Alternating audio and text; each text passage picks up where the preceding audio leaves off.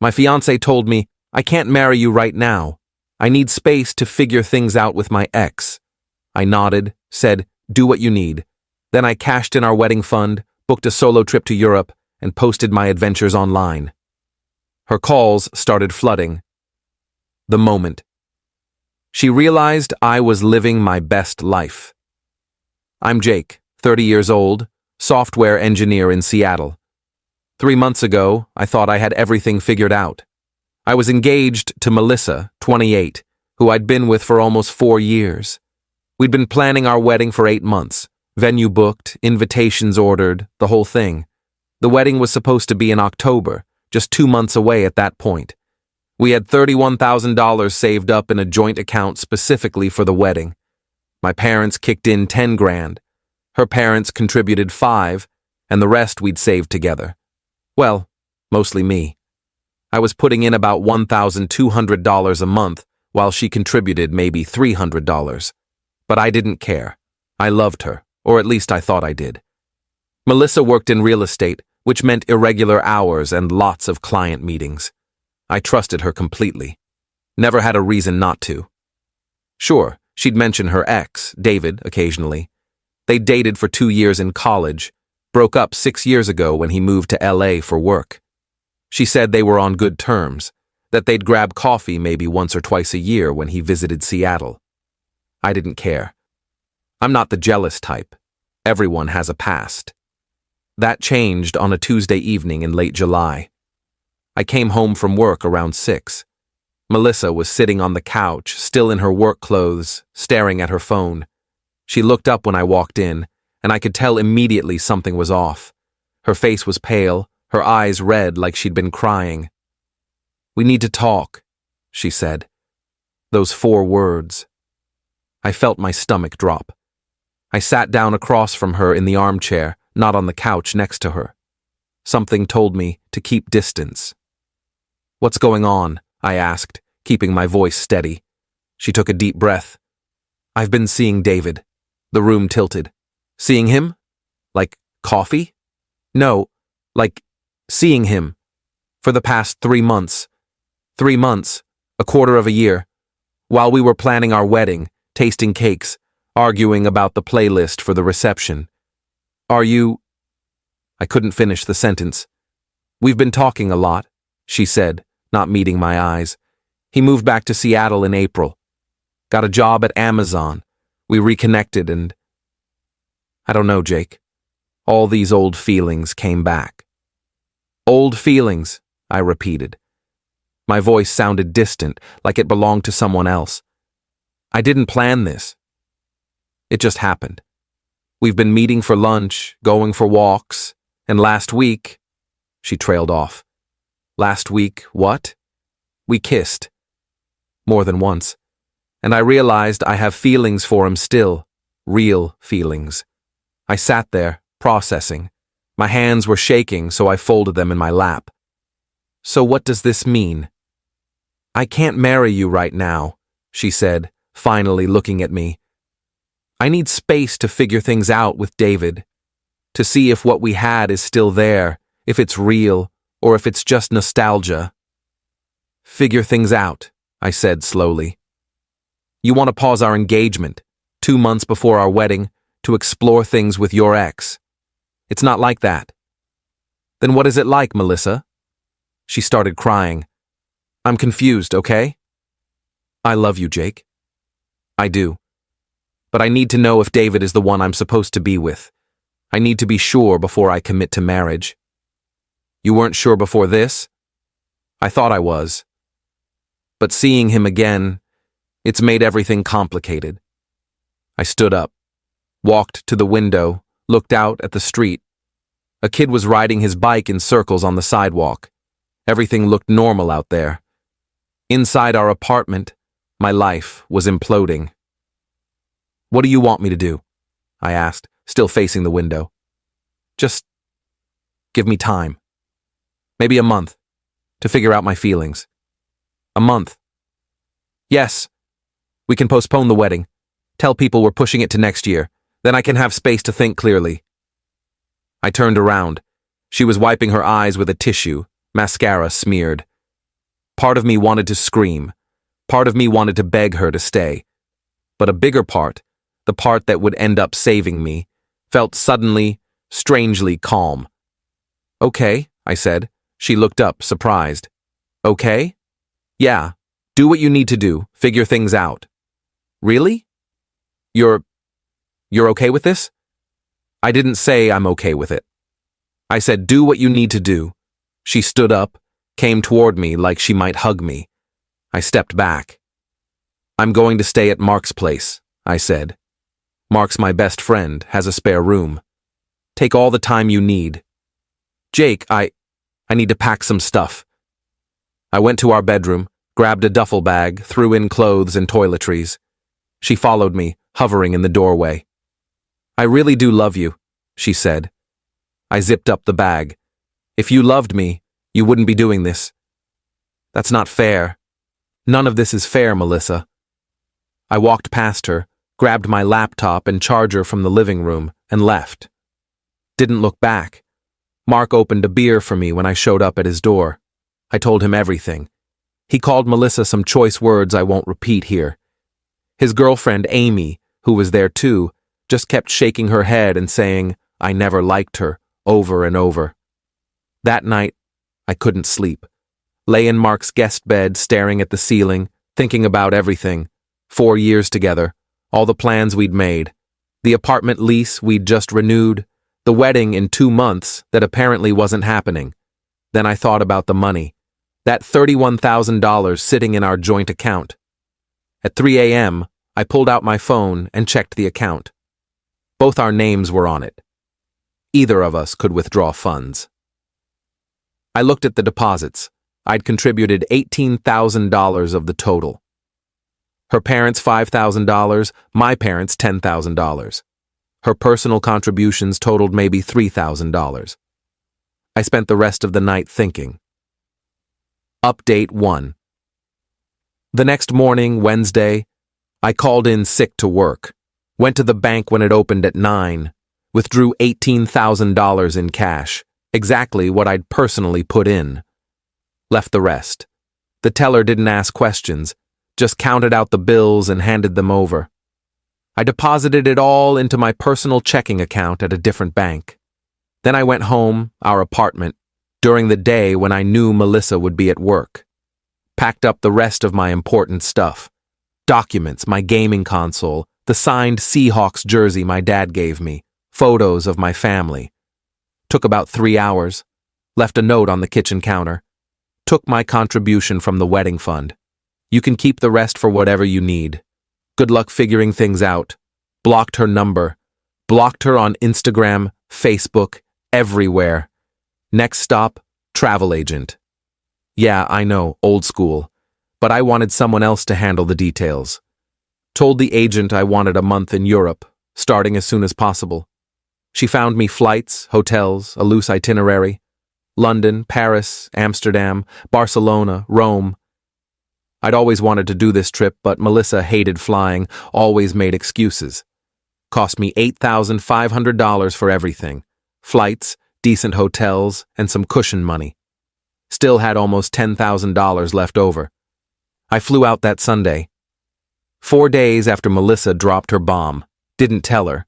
Didn't tell anyone except Mark and my parents. Changed my outgoing voicemail to, "I'm out of the country for a while.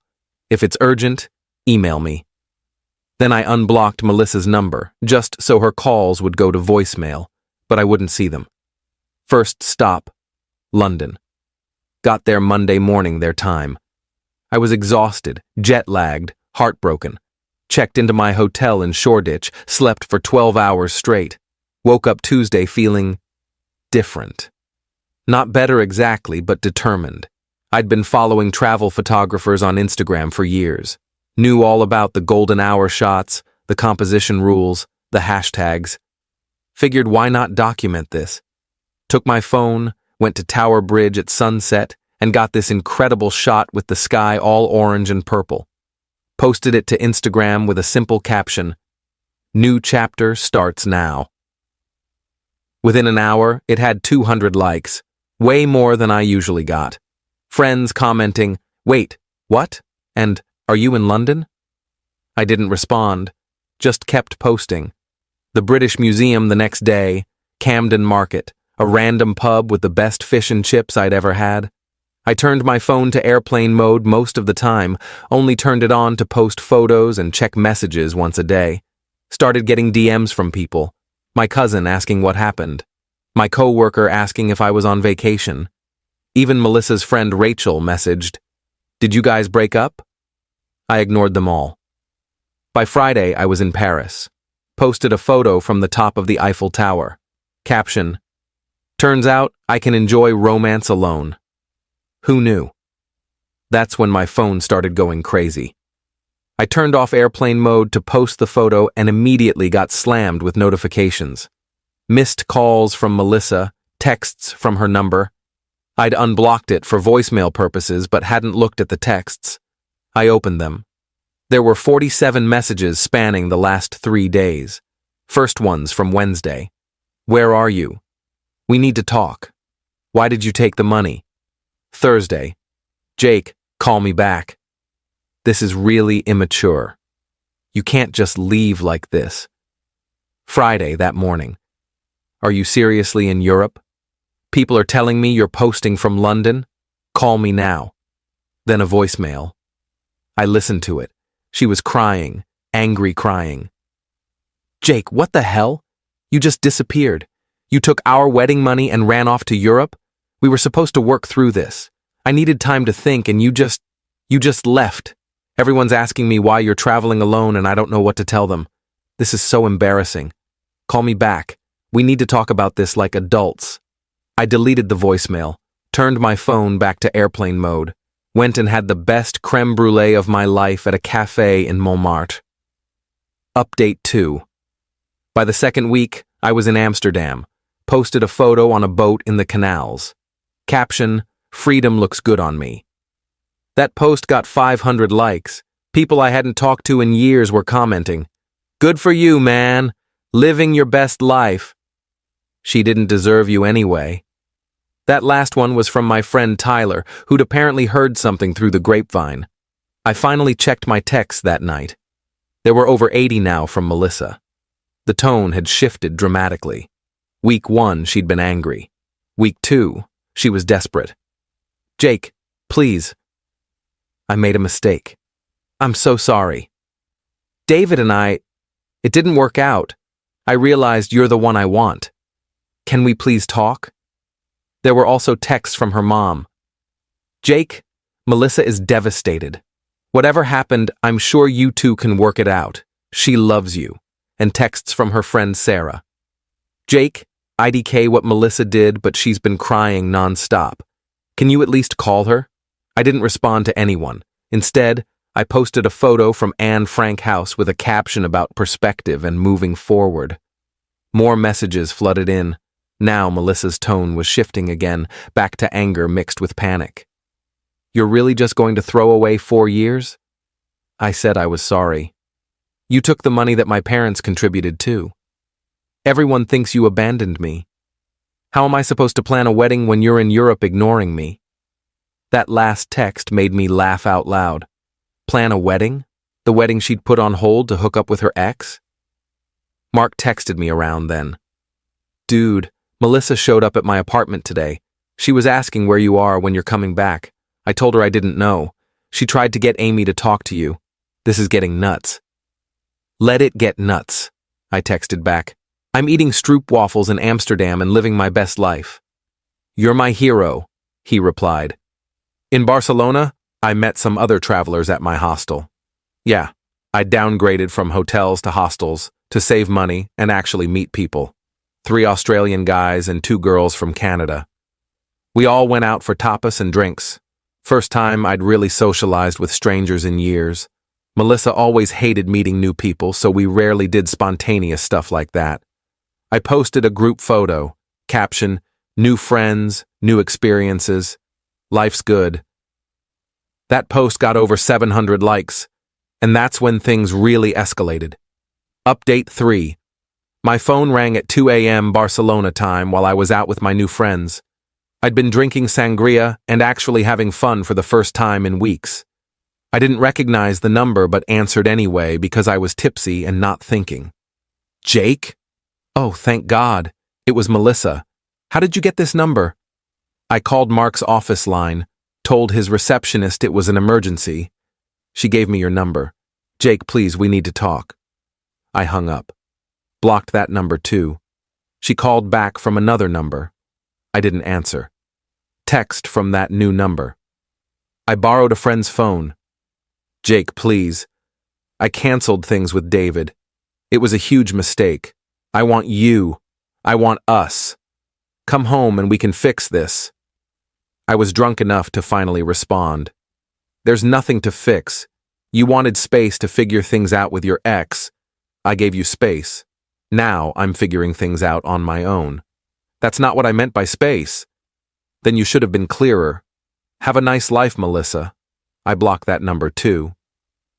The next day, nursing a hangover, I got an email from her. Long, rambling, full of apologies and explanations. David had been pressuring her to give him another chance.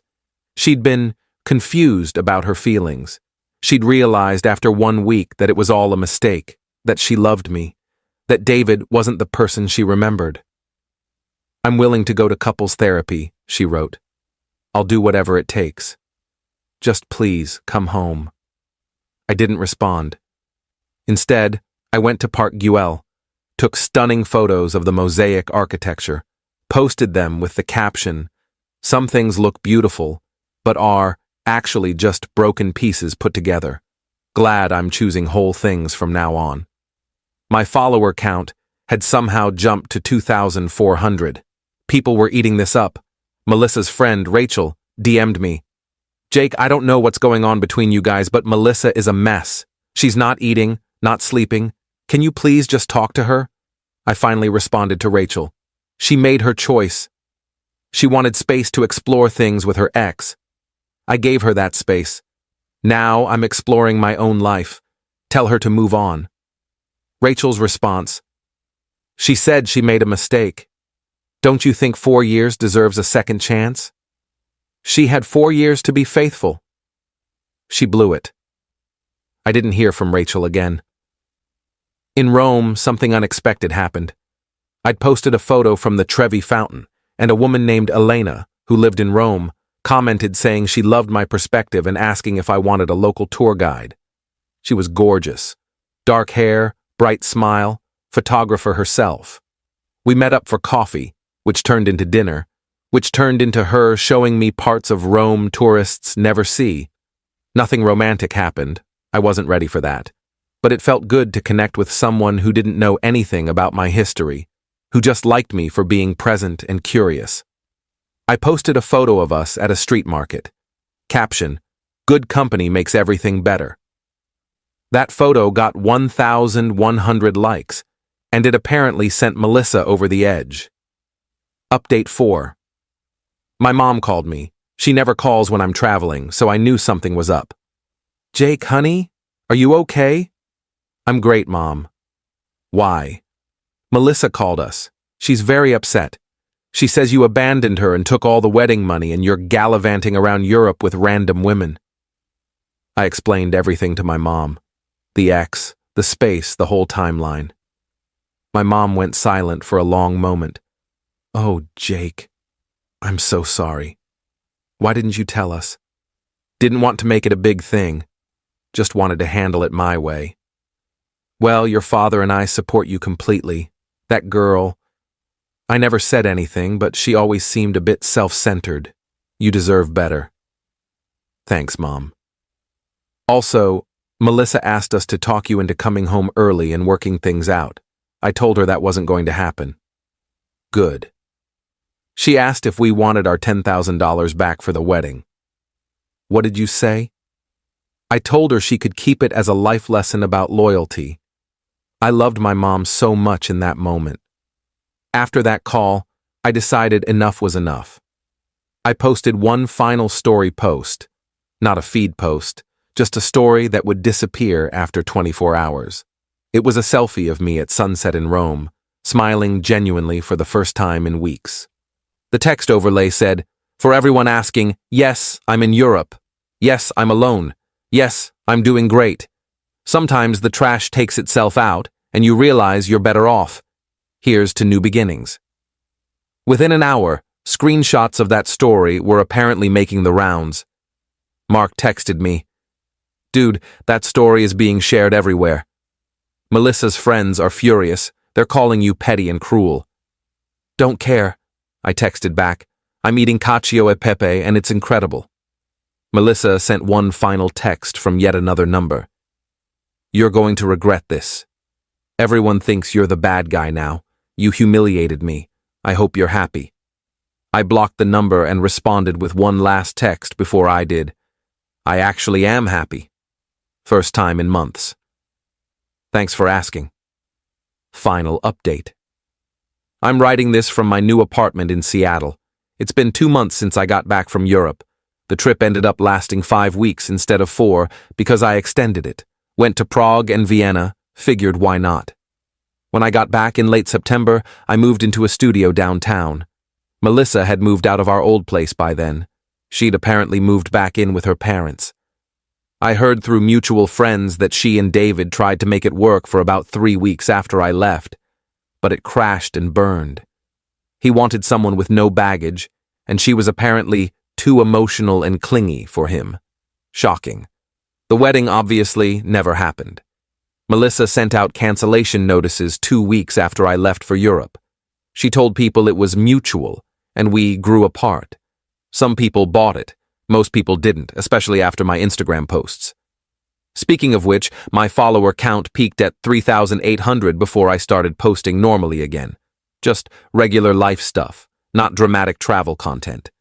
It's settled back down to around 1,500, but that's still way more than the 200 I had before.